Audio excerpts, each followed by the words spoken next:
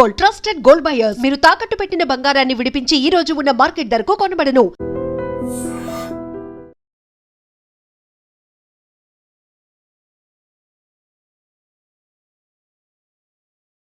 Yeah, we're good friends and we always talk about what to do. And right now I'm doing with Murugadas Garu, and Vikram narrated an idea to me which I love. So he's working on it and I would love to work with him after that. అట్లాగే cinema ఇండస్ట్రీలో నాకు మనసు బాగా బాధ అనిపించి అమ్మ చిరాకు అనిపించి ఏంద్రా ఇది అనిపిస్తే త్రివిక్రమ్ శ్రీనివాస్ గారి దగ్గరికి వెళ్తా. గురుగారు డైరెక్టర్ గారు ఇది ప్లాన్ ఏంటంటే ఆయన దగ్గర ఒక గంట కూర్చుంటే మొత్తం బ్యాటరీ డౌన్ అయిపోద్ది, మొత్తం మళ్ళీ మన మీద మనకి కసి వస్తుంది, మళ్ళీ మనం పని చేసుకుని ఉంటాం. అది ఏంటి ఆయనతో అంత రిలేషన్ మీకు అంటే ఎట్లా ఏర్పడ్డది? త్రివిక్రమ్ గారు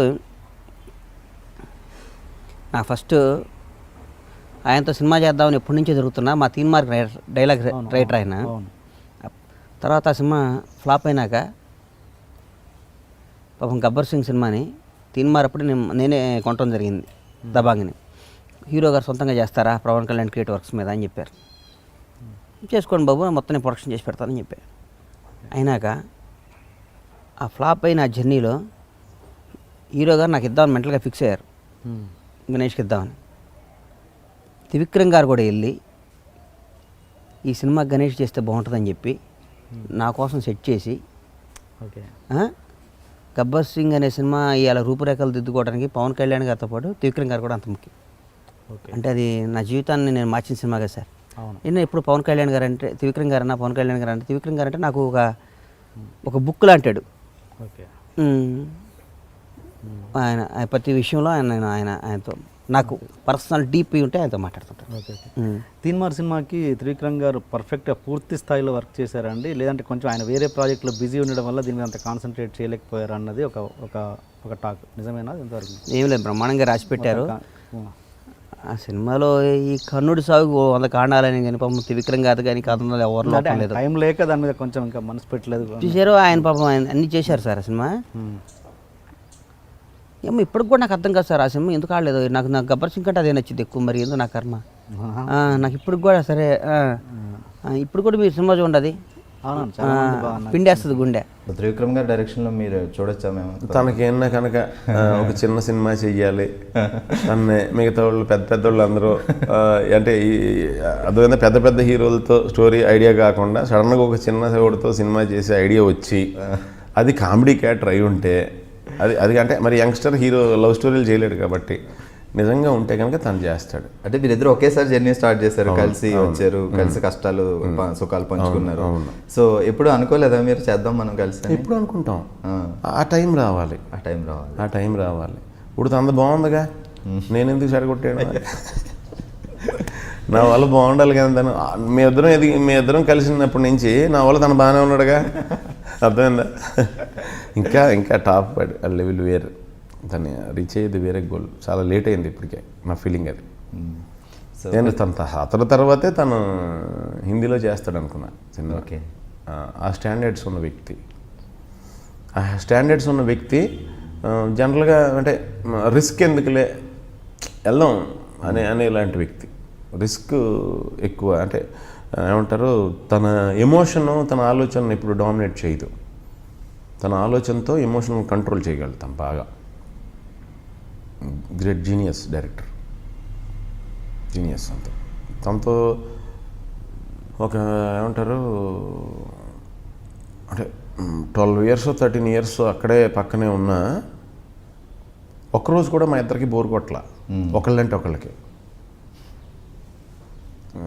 ఒక ఏమంటారు, ఒక ఎన్సైక్లోపీడియా తన. In anything, in any subject. Road పక్కన ఏమంటారు బస్తాలు ఎత్తే కూలికి కూడా చదువుకోకపోయినా కాయ కష్టం పని చేసుకునే ఏ వ్యక్తికైనా సరే ఆడు చెప్పే ఏ సబ్జెక్ట్ అయినా అర్థమయ్యేలా చెప్తాడు. న్యూక్లియర్ ఫిజిక్స్ గాను, ఓ హిస్టరీ గురించి కానీ, ఓ మైథాలజీ గురించి కానీ, ఓ ఫిలాసఫీ గురించి కానీ అవతల వాళ్ళకి అర్థమైనంత సింపుల్ వర్డ్స్తో చెప్పగలడు. అంత దమ్మున్న వ్యక్తి. అంటే తనకు బాగా వచ్చు కదా, తెలుసు కదా అని పెద్ద పెద్ద పదాలు వేసి మాటలు ఉపయోగించి ఇది నువ్వు తెలుసుకొని ఎడ్యుకేట్ చేద్దామని చూడడం. మ్యాటర్ అదేగా, మ్యాటర్ అంతే కదా. ఆ భగవద్గీతలో ఉన్నది ఇక్కడ జరుగుతుందని వెరీ క్యాజువల్ చెప్తాడండి, చాలా క్యాజువల్ చెప్తాడు ప్రతి విషయం. తను అప్పట్లో కాలేజీలో లెసన్ చెప్తే ఎంతమంది ఉన్నారో అందరూ ఈవినింగ్ ట్యూషన్ పెడితే వచ్చేవారు, ఒక్కళ్ళు మిస్ అయ్యేవారు కాదు. మరి కాలేజీలో ఉన్నదిగా, మంచి గొప్ప టీచరు. అందుకే ఫెయిల్యూర్ అనేది లేదు ఆయనకి, అలా సాగిపోవడం సక్సెస్ఫుల్గా. ఇంకా గ్యారంటీగా మా వాడికి లైఫ్లో ఫెయిల్యూర్ ఉండకూడదని కోరుకుంటున్నాను. మీ ఫ్రెండ్షిప్ ఎలా, మీ ఇద్దరి మధ్య ఉన్న ఫ్రెండ్షిప్ ఎలాంటిది, అసలు ఏదైనా ఇన్సిడెంట్ పరంగా చెప్పండి. నేను ఇన్సిడెంట్ అంటే స్పెషల్గా అంటే తెలియదు కదా, ఇవి గుర్తుపెట్టుకోవాలి, ఇవి ఉంటాయి ఇలా ఉంటాయి అని. బట్ ఏంటంటే 8th క్లాస్ దాకా నేను ఆకివీడులో చదివాను, భీమవరం పక్కన ఆకివీడు. నాన్నగారికి ట్రాన్స్ఫర్ అయింది భీమవరం, సో భీమవరం వెళ్ళాం. 9th 10th నుంచి భీమవరం ఇంకా. సో 9th 10th మేము ఇద్దరం 10th 9th classmates, okay, same time bench mates. బెంచ్కి అటువైపు ఆ చివరి తను ఉండేవాడు, ఈ చివరి నేను ఉండేవాడిని. లాస్ట్ బట్ వన్ బెంచ్ మాది. సో అలాగే మొత్తం క్లాస్ అంతా ఫ్రెండ్సే. బట్ ఇప్పుడు మీరు మా ఇద్దరం ఇండస్ట్రీలో ఉన్నాం, తను నన్ను తీసుకొచ్చాడు కాబట్టి మా ఇద్దరి గురించి మాట్లాడుతున్నారు అంతే. ఇప్పటికీ అందరం ఫ్రెండ్సే. 10th క్లాస్లో ఉన్న వాళ్ళందరూ బ్యాచ్ కంటిన్యూ. అప్పుడు ఆ టైంలో ఉన్నప్పుడు క్లాస్లో ఉన్నప్పుడు ఆ పీరియడ్లో ఆయన ఈ రేంజ్ మనిషి అవ్వబోతాడు ఇలా అలాంటి లక్షణాలు అంటే లక్షణాలు తనకి చాలా ఎక్కువ. తనకి ఫస్ట్ నుంచి సినిమా ఇష్టం, తను అప్పుడే బోల్డ్ అని పుస్తకాలు చదివేస్తున్నాడు. అమృతం కురిసిన రాత్రి 10th క్లాస్ టైంకి అమృతం కురిసిన రాత్రి చదివేస్తున్నాడు అతను. నేను బ్లాంక్. నేనేదో ఎండమూరి వీరేంద్రనాథ్ నవల్స్, సూర్యదేవ రామ్మోహన్ రావు గారి నవల్స్, ఇలాంటి నవల్స్ అన్నీ బాగా చదివేవాడిని. Plus detective books, shadow Madhubabu గారివి అవన్నీ చదువుకునేవాడిని, కానీ అవన్నీ చదివేవాడిని. ప్లస్ మహా అయితే మోక్ష సాధన రహస్యాలు అవి ఇవి అని చెప్పి మాకు వ్యాసాశ్రమం తాలూకు పుస్తకాలు వచ్చేవి, అమ్మ కొనుక్కున్నది. ఆ పుస్తకాలు కూడా చదివేవాడు.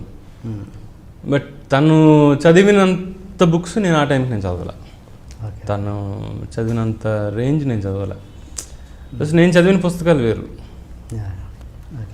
రకరకాల నేను పుస్తకాలు చదివేవాడిని కానీ బట్ తను బాగా చదివాడు. తనకు ఉన్నది ఫస్ట్ నుంచి తనకు ఉన్నది అది. Absolutely, Trivikram is my like 24-hour friend. I can call him at any time of the day, and you know, he's really my anchor. You know, I have these when I stress, I go cuckoo, like almost like go.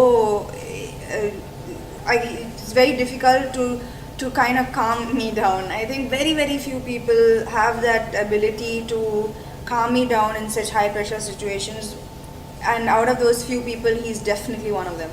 Right. Samantha, is about connecting with your roots, we are told. So And acting, I'm just having fun. Half the time, like, you know, like, in that film, I just did whatever I wanted to do. I was goofy, I didn't care, like, you know, how it's going to look on screen. I was just having fun, and I really hope that people like me having fun and not think I'm a complete idiot.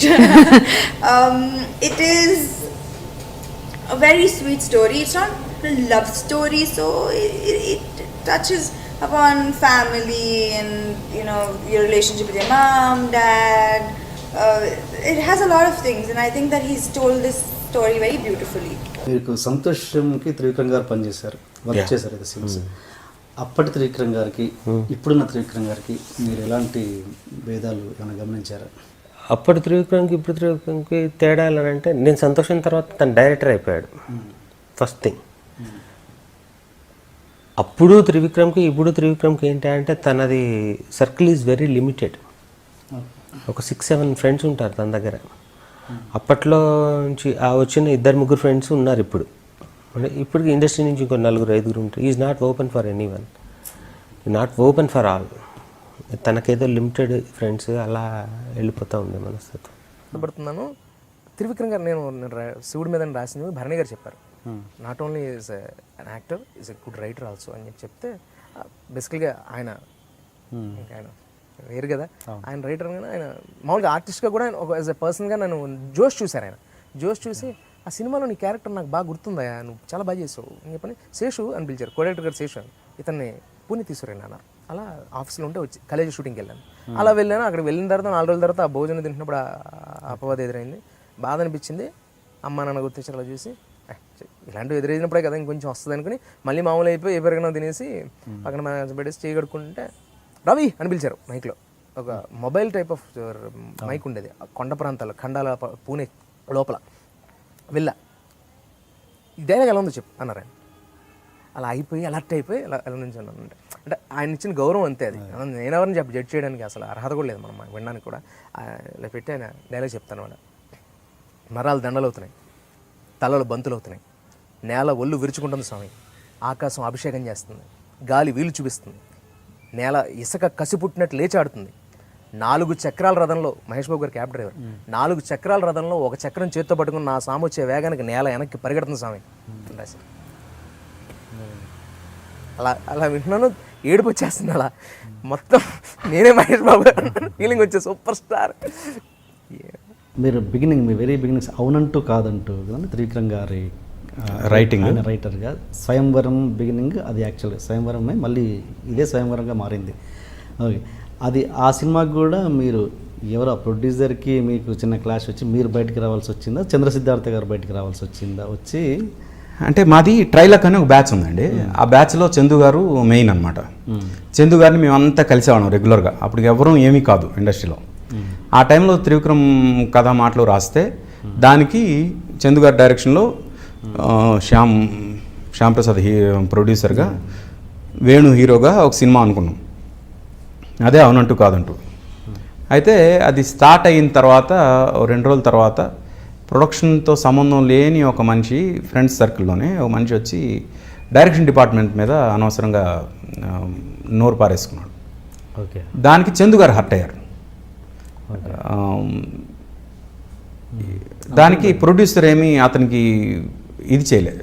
అంటే ఎవరైతే అరిచాడో అతనికి support చేశాడు. అంటే ఇది చేయలేదు, మందలించలేదు.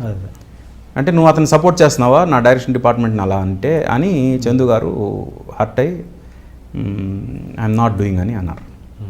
అయితే ఫ్రాంక్గా ఆ సినిమా మాకు రావడానికి కారణం చందు గారే. అందుకు చందు గారు నేను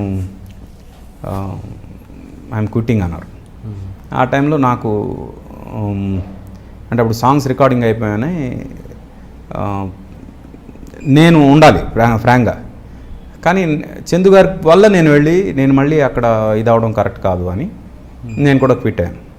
ఓకే, అది సార్. అక్కడ మీకు త్రివిక్రమ్ గారికి మీకు అక్కడేం అపోహలు జరగలేదండి? ఎప్పుడు లేదండి. ఇప్పుడు కూడా వీఆర్ వెరీ గుడ్ ఫ్రెండ్స్. ఇప్పుడు కూడా ఆ సందర్భంలో ఈవెన్ రూమ్ నుంచి కూడా మీరు బయటకు వచ్చేసారంట. రూమ్లో కూడా రూమ్మేట్గా ఉన్న మీరు కూడా కోపంతో రూమ్కి బయటకు వచ్చేసారంట. లేదు అదంతా అది అసలు సంబంధం లేదు. నేను యాక్చువల్గా త్రివిక్రమ్ సునీల్ రూమ్మేట్స్ కదా. ఆ టైంలో నా బ్రదర్, నా తమ్ముడు నాతో పాటు ఉండడానికి వచ్చినప్పుడు 4గురికి సరిపోదు కాబట్టి నేను సెపరేట్గా ఇంకో రూమ్ తీసుకున్నాను. ఓకే, కానీ ఇప్పటికి మీరు ఎన్ని ఇంటర్వ్యూలలో చెప్పినా కూడా త్రివిక్రమ్ గారితో ఎందుకు పని చేయట్లేదు మీరు అంటే ఇంకా ఓపెన్ అప్ అవ్వకుండా చెప్తున్నట్టుగా అనిపిస్తుంటుంది. నిజంగా అంత కుదరలేదా మీ ఇద్దరికి? ఎందుకు అలాంటి సిచ్యువేషన్ రాలేదా? అంటే నేను ఇప్పటికి నేను ఏది చెప్పానో దాని మీద స్టిక్ అవుతానండి. నేను ఇప్పటివరకు ఎవరి దగ్గరికి వెళ్ళి నాకు మీ సినిమా ఇవ్వండి అని అడగలేదు. అంటే అది గర్వం కాదు, అహంకారం కాదు. మెయిన్ ఏంటంటే ఆ సినిమాకి నేను యాప్ట్ అని వాళ్ళకి అనిపిస్తే వాళ్ళే ఇస్తారు. యాప్ట్ అంటే నేను నా వల్ల 99% న్యాయం జరుగుతుంది, ఇంకొకరిని పెట్టుకుంటే 100% న్యాయం జరుగుతుంది అంటే ఆ 100% ఎవరి వల్ల న్యాయం జరుగుతుందో వాళ్ళని పెట్టుకోవాలని నా ఉద్దేశం. అల్టిమేట్గా సినిమా బాగుండాలి. అక్కడ ఆర్పి పట్నాయక్ ఉన్నాడా ఎవరు ఉన్నాడా అనవసరం. అలా ఆలోచించేటప్పుడు ఒకవేళ త్రివిక్రమ్ పాయింట్ ఆఫ్ వ్యూలో నేను 99%, అతన్ని అనుకుంటే ఇంకో మనిషి 100% అని తనకు అనిపిస్తే తన 100% వాటిని తీసుకోవాలి తప్పితే నన్ను తీసుకోకూడదు. Because we're friends. ఎందుకంటే సినిమాకి హెల్ప్ అవ్వాలి, మన రిలేషన్ ఉంది కదా, మనం కలిసి చేద్దాం అనే ఉద్దేశం అతనిలో వస్తే అతని సినిమాకి బ్యాడ్ అవుద్ది. బహుశా అతను చేసిన ఇప్పటివరకు సినిమాలకి నేను 100% అని తను అనుకోకపోయి ఉండొచ్చు. అందుకు తను నన్ను ఆప్ చేసుకోకపోయి ఉండొచ్చు. That doesn't mean that he doesn't like my music or he doesn't like to work with me. అంత జెన్యున్గా ఉంటుందా మీ ఒపీనియన్? అంటే ఎంతైనా మనం మనుషులం కదా, ఎక్కడో ఉంటుంది కదా, రూమ్లో కలిసి ఉన్నాం, కలిసి పెరిగాం. అస్సలు నాకు అది లేదండి, అదే అలాంటిది ఏమీ లేదు. ఫ్రాంక్గా. ఇఫ్ ఈ కాల్స్ ఐ విల్ గో. తను పిలిచాడంటే ఆర్పి ఇది 100% చేస్తాడు కాబట్టి అని అనిపిస్తే పిలుస్తాడు కదా, పిలిచిన నేను డెఫినెట్గా వెళ్ళి చేస్తా. ఇట్స్ దెర్ ఈజ్ నో ఇది ఆబ్లిగేషన్ అనేది ఉండకూడదు, ప్రొఫెషనల్ రిలేషన్షిప్ ఉండాలి అంతే. సడన్గా ఒక 4 ఫోన్ కాల్స్ వచ్చాయి. ఏంటంటే 4 ఆఫర్స్, మంచి ఆఫర్స్. ఆ 4 సినిమాలలో కూడా నీ డ్రీమ్ క్యారెక్టర్స్, అసలు అద్భుతమైన క్యారెక్టర్స్, ఎప్పుడెప్పుడు చేయాలనుకునే క్యారెక్టర్స్ వచ్చాయి. దానికి ఒకదానికి డైరెక్టర్ రాజమౌళి గారు, ఒకదానికి త్రివిక్రమ్ గారు, ఒకదానికి సుకుమార్ గారు, ఒకదానికి సురేందర్ రెడ్డి గారు. ఈ 4 ఒకటేసారి వచ్చాయి. ఏదో ఒప్పుకుంటారు. Conditions apply. ఏంటంటే ఏదో నాకు బిగినింగ్లో రాజమౌళి గారు లిఫ్ట్ ఇచ్చారు కాబట్టి రాజమౌళి గారు లిఫ్ట్ ఇచ్చారు కాబట్టి ఆయన సినిమా ఒప్పుకుంటాను, లేదా ముందు ఎవరి కాల్ వచ్చిందో వాళ్ళది ఒప్పుకుంటాను. ఇలాంటి ఆన్సర్స్ కాదు, ఒకటేసారి వచ్చాయి కాల్స్, ఒకటేసారి పోస్టులు వచ్చాయి, ఎలా వచ్చాయి మొత్తానికి ఏదో వచ్చేది, మెసేజ్ వచ్చిందో. 4 వచ్చాయి, 4 ఇంట్రెస్టింగ్ క్యారెక్టర్స్. డైరెక్టర్ని దృష్టిలో పెట్టుకొని చెప్పొద్దు, ఎవరు తప్పుకుంటాం. నలుగురిని రిక్వెస్ట్ చేస్తా వెళ్ళి. ఇది కూడా సార్ కండిషన్ ఇది కూడా ఉంటుంది. ఎవరిని రిక్వెస్ట్ ఇప్పుడు చాలా తప్పు 4 ఇప్పుడు రిక్వెస్ట్ చేసి డేట్స్, నీకు డేట్ లేదు ఇంకా, ఒక్క రోజులో డేట్స్ లేవు ఇంకా నీకు. అదే అంటున్నా. ఇప్పుడు నేను ఆ మాట అంటానంటే కాదు రాజమౌళి గారు బిగినింగ్ లో మీ కెరియర్ లో ఉన్నారు కాబట్టి అందుకే అవన్నీ పక్కన పెట్టేసి ఆ డేట్ తప్పించి వేరే చేయడానికి లేదు. అందరూ అదే డేట్ అడిగారు. ఆ 4 ఎవరు ఒప్పుకుంటారో చెప్పు. ఏదైతే కథ ఇంట్రెస్టింగ్ ఉందో అన్ని బాగున్నాయి, అన్ని నీ డ్రీమ్ రోల్సే. ఇది చాలా కష్టం. అప్పుడు ఈ 4 వదిలేసి వేరే వాళ్ళు బాబు ఆ 4 ఇచ్చారు వద్దు నాకు, మీరు ఎవరైనా కొత్తది ఏమైనా ఉంటే ఇవ్వండి అని అడుగుతాను. అలాగే సిన్సియర్ ఆన్సర్ చెప్పు. అదే ఇప్పుడు ఇప్పుడు నేను రాజమౌళి అన్నామంటే లేదు కుదరదు, బిగినింగ్ లో మీరు లిఫ్ట్ ఇచ్చారు కాబట్టి అది మనసులో కనుక లేకపోతే నిజంగా చెప్పు, ఓకే నేను రాజమౌళి గారిదే చేస్తాను అని. మనసులో అది పెట్టుకోవద్దు, నాకు ఫస్ట్ లిఫ్ట్ ఇచ్చారు కాబట్టి ఆయనే చేయాలి. త్రివిక్రమ్ గారు చేస్తాను. ఓకే. సురేందర్ రెడ్డి గారు చేసావు కదా? సురేందర్ రెడ్డి గారిది సో నలుగురితో చేసావు. ఇప్పుడు సుకుమార్తో చేస్తున్నాను. సో త్రివిక్రమ్ గారు మిగతా 3 దృష్టిలో పెట్టుకోండి రాజుని. ఎప్పుడు ఎనీ టైం అలా పెట్టుకున్న వాళ్ళే ఇప్పుడు దాకా. అందుకనే కదా చాలా గ్యాప్లు రావడానికి కూడా. ఓహో చెప్పారు కాబట్టి. Okay okay. నువ్వే చేసావు, మంచి క్యారెక్టర్ అది, చాలా మంచి క్యారెక్టర్. అవును, నాకు నువ్వే అంటే గుర్తొచ్చింది. నువ్వే అతడు అతడైతే అల్టిమేట్ గా ఇంకా నువ్వే నాకు ఇష్టం. ఎందుకంటే కనీసం ఒక 4 సీన్లు ఉన్నాయి. బట్ అది ఎంత గుర్తింపు వచ్చిందో ఇది కూడా ఇది ఎక్కువ. నేను ఆ టైం అయిపోయిన తర్వాత యూఎస్కి వెళ్తే సార్ మీరు అతడు చేసినప్పుడు చాలా ఇది అంటే ఏమీ లేదు అసలు చేశాను కాబట్టి ఎందుకు నన్ను అంటున్నారు నాకు అర్థమయ్యేది కాదు. అంటే ఫ్యామిలీ డ్రామా, ఫ్యామిలీ సబ్జెక్ట్ ఏంటంటే ఆ యూఎస్లో మొత్తం అంతా ఎక్కేసింది వాళ్ళకి విపరీతంగా. ప్రతి వాళ్ళ ఇంట్లో ఒక అప్పట్లో CD DVD ప్రతి వాళ్ళ ఇంట్లో యూఎస్ మొత్తం అంతా ఉండేదంట. ఏంటంటే వాళ్ళకి ఆ ఫ్యామిలీ డ్రామా అది ఇష్టం, పైగా క్యారెక్టర్తో కనెక్టే ఉన్నారు. సో ఇదేంటి స్టూడెంట్ నెంబర్ 1 లాంటి సినిమా చేశాను, ఇంకోటి ఏదో చేశాను, ఇవన్నీ కాకుండా అతడు అంటారు ఏంటి అర్థమయ్యేది కాదు. కానీ కెమెరా ముందర కదలాలి అని అంటే ఆ టెక్నిక్ వేరు, ఆ టెక్నీషియన్ వేరు. అది ఒక డైరెక్టర్కే ఉంటుంది. అట్టా ఉన్నవాళ్లే డైరెక్టర్స్ అవుతారు. రైటర్స్ అందరూ డైరెక్టర్ కారేలు నా ఉద్దేశం. ఇప్పుడు ఫీల్డ్లో ఒక త్రివిక్రమ్ శ్రీనివాస్ ఒక్కడే రైటర్ డైరెక్టరు త్రివిక్రమ్ శ్రీనివాస్ ఒక్కడే కాస్త టాప్లో ఉన్నాడు. మిగతా రైటర్స్ అందరూ డైరెక్ట్ చేసినా కూడా పెద్దగా ఈ పేరు రాలా. ఇంతవరకు తెలుగులో ఏ డైరెక్టర్స్తో మీరు వర్క్ చేశారో వాళ్ళలో మీకు బాగా నచ్చిన కూడా మీకు మనసుకి మర్చిపోలేనటువంటి అనుభవం ఏముందంటారు? నాకు one common factor in all great directors is that they are such lovely human beings. It could be ఇప్పుడు రీసెంట్గా త్రివిక్రమ్ గారితో హరీష్ గారు, DJ ఉండని, లేదా మన మారుతి గారు, they are all such lovely human beings. And నేను అడుగుతాను కూడా సార్ ఇంత సింపుల్గా ఎలా ఉంటారని. ఫర్ దట్ మ్యాటర్ ఇప్పుడు పవన్ కళ్యాణ్ గారితో, బన్నీ, వీళ్ళందరూ I don't know how they are so simple in spite of being where they are. And like Trivikram గారు to be honest for me is the epitome of erudition. ఆయన మాటలు వింటే నాకు big word what you have said. I mean they're such learned people, they're such well read people. And when I think that I read for about 1.5 or 2 hours, Trivikram గారితో books విషయంలో చాలా మాట్లాడుకునే వాళ్ళం. ఆయన చెప్పేవాడు ఈ బుక్ నేను ఇస్తాను సార్, మీరు చదవండి, మీరు ఆ బుక్ చదవండి. He reads for about 4 hours. అస్సలు లేవకుండా చదువుతాను సార్. ఒకసారి బుక్ పట్టుకుంటే అది ఫినిష్ అవ్వాల్సిందే.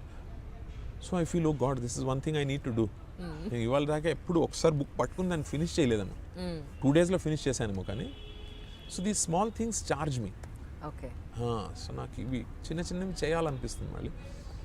బట్ కమింగ్ బ్యాక్ టు మీరు అడిగిన దానికి, I think that simplicity, that quality of that human thing, no, I get very touched by that.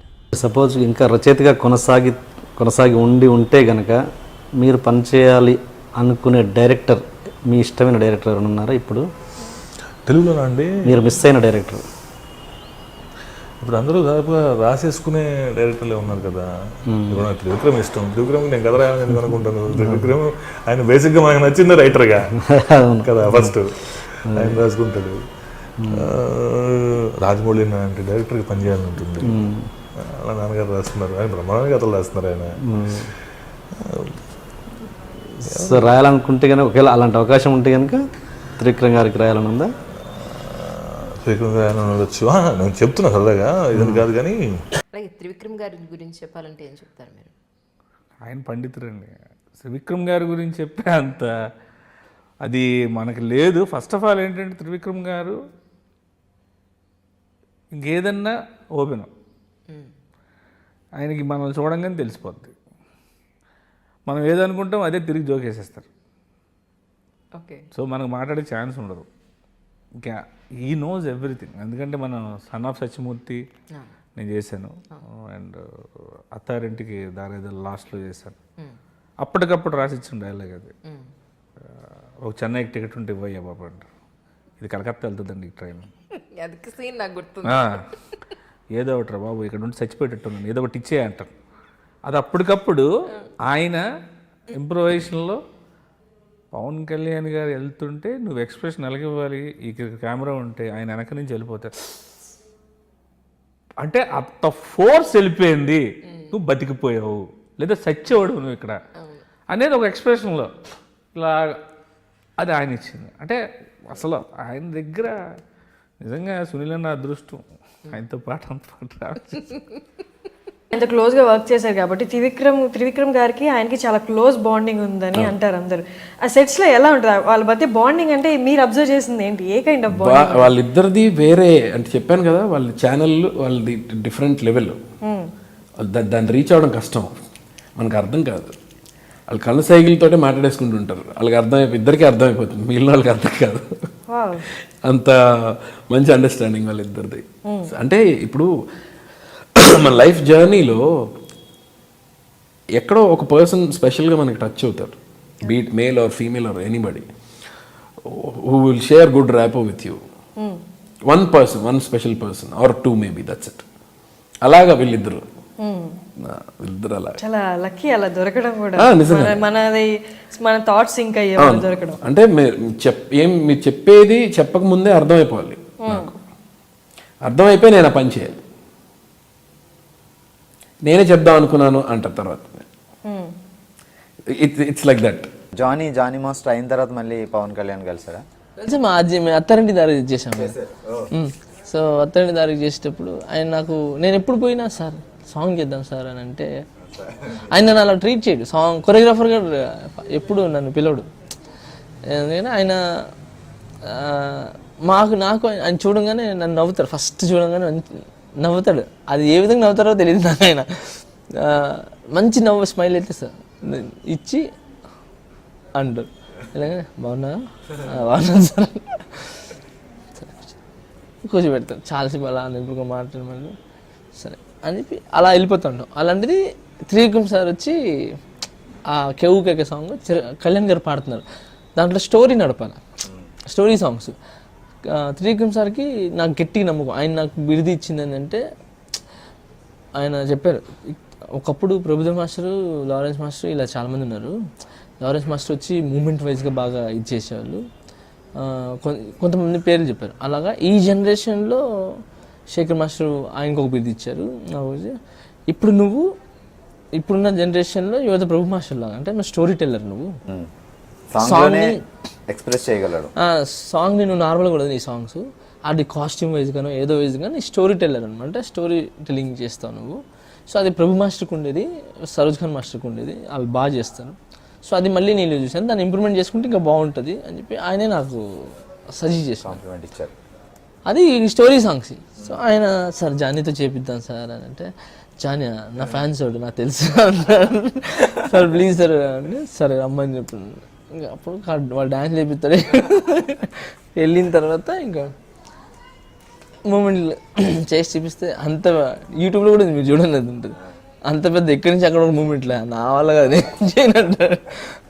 చిన్న చిన్న చిన్న చిన్న అలా సరదాగా చేసాం, అయిపోయింది. తర్వాత ఇంకో సాంగ్ కేవ్ కేక, అదే బాబాజీ కేవ్ కేక సాంగ్, లుంగి డాన్సెస్. అప్పుడు అంత అయిపోయింది. సార్ అని కూర్చొని ఎన్ని సంవత్సరాలు అయిందిరా అన్నాడు. సార్ ఇది 6th year సార్ అన్న. ఓకే 6 years, అప్పటి నుంచి ఇంకా చేస్తానన్నావు కదా. అవును సార్, కానీ చాలా హ్యాపీ ఫీల్ అవుతున్నాను నేను చూసి. నేను చూడమంటేనే నువ్వు ఇంత దాకా వచ్చావు, షూటింగ్ జరుగుతుంటే చూస్తూ ఉండవు అని చెప్పినందుకే ఇంత దాకా వచ్చావు. గ్రేట్, నువ్వు మామూలు కదా, టాప్ ప్లేస్ కొట్టడం అంటే ఇంత పెద్ద ఇండస్ట్రీలో ఎంతమంది కాంపిటీషన్లో మామూలు మాటలు కాదు. నేను వింటున్నాను నీ పేరు అంతా, నేను చాలా హ్యాపీగా ఉన్నాను. బాగా చేసావు, బాగా ఎదిగావు, ఇప్పుడు నీకు ఇప్పుడు నీవు చేయొచ్చు అని అన్నారు ఫస్ట్. తర్వాత సార్ 6 అయిపోయింది కదా సార్, మరి నా పరిస్థితి ఏంటి సార్? 6 years అయింది కదా అన్నాడు. అవును సార్ అంటే నెక్స్ట్ ఇయర్ చేద్దాము, ఖచ్చితంగా నెక్స్ట్ ఇయర్ చేద్దాం, రెడీ చేసుకో. నేను త్రివిక్రమ్కి కూడా ఒకటే చెప్పాను, జంఝాల అనేది ఒక ఇట్స్ యూనివర్సిటీ. ఆయన పోయినప్పుడు నేను శిరోమండలం చేసుకున్నాను.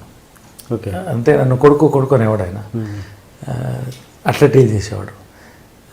వాళ్ళిద్దరు కూతురు పుట్టినప్పుడు కూడా నేను ఆనంద బాష్ప కాస్తూ నిలుచుకున్నప్పుడు వాళ్ళిద్దరు బిడ్డల్ని వెళుతూ కారాగి వెనక్కి వచ్చింది. వచ్చి కారు ఎక్కువయ్యా అన్నాడు. అదేంటి సార్ అన్న, నా కొడుకు లేకుండా కూతురులతో ఇంటికి ఎలా వెళ్తాను తీసుకెళ్ళాను. దట్ ఈస్ ద బాండింగ్ మా ఇద్దరి మధ్య. సో ఆయన చనిపోయినప్పుడు, నా తండ్రి చనిపోయాడని నేను శిరోమండనం చేశాను. అప్పుడు అంతటి బాండింగ్, అదే చెప్తున్నాను నేను. ఆ తర్వాత మళ్ళీ ఒక జంఝాల లాంటి రైటర్ కనపడ్డు అనేది నాకు ఎప్పుడు ఉండేది.